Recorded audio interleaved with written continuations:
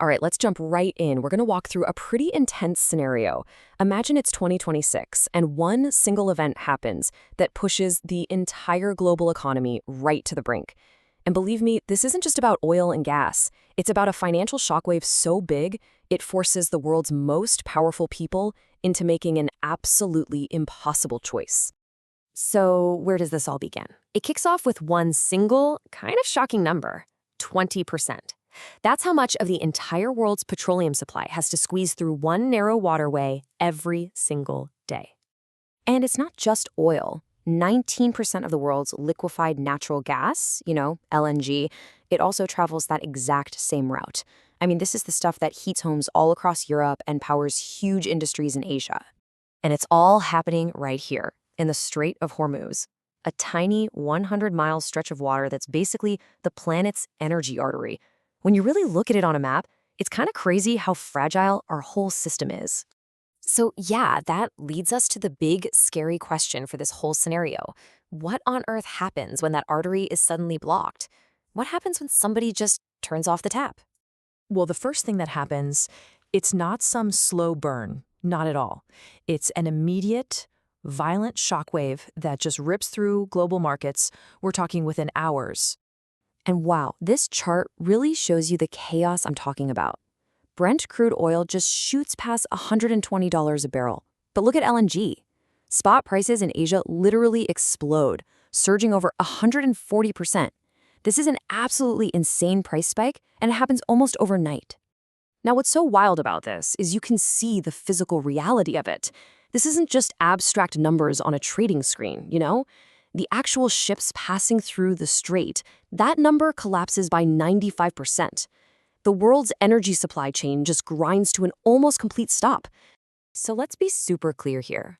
We are way beyond a simple energy problem now. This thing immediately becomes an inflation shock because prices for everything start to spike. It becomes a growth shock because economies just can't function. And really, it becomes a true global shock. Okay, so that's the immediate blast, but now we get to the really tricky part, the economic nightmare this creates for policymakers. This is where central bankers get caught in something called the stagflation trap. So what is this stagflation trap? Well, it's this classic, absolutely no-win situation. Do you try to fight the crazy inflation that's being caused by the energy shock, or do you try to prop up the economy, which is collapsing because of that same shock? The problem is, you can't do both at the same time. And here it is, laid out plain and simple. It's a terrible choice, right?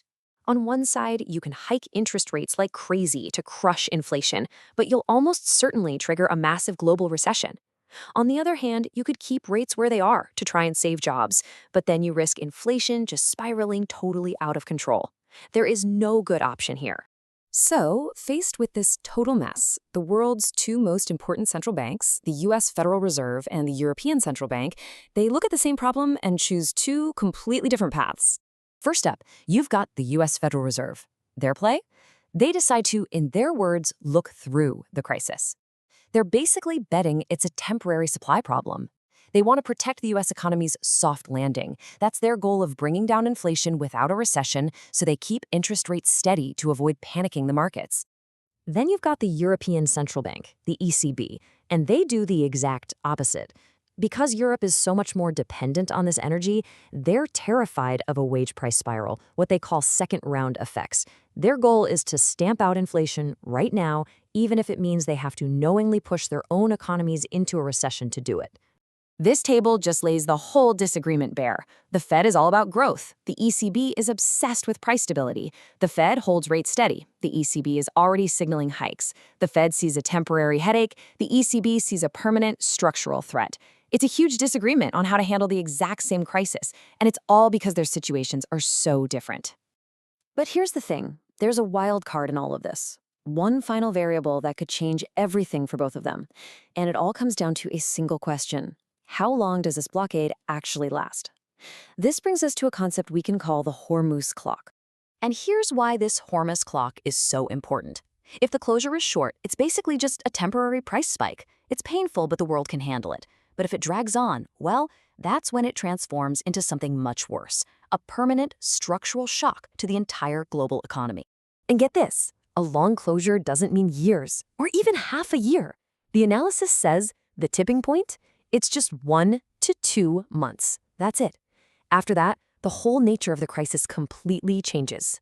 And this is where the dominoes start to fall, one by one. Once that closure blows past the 2-month mark, high prices get embedded. That means people just start expecting things to be expensive forever. At that point, the Fed's patient wait-and-see strategy is dead in the water. They have no choice. They have to abandon their plan and start hiking rates aggressively. And just like that, the risk of a really deep global recession in 2026 becomes incredibly high. So that leaves us with the ultimate, terrifying question. As that Hormuz clock keeps ticking past that critical 2-month mark, and with all the world's central banks now backed into a corner, what breaks first? The runaway inflation or the global economy itself?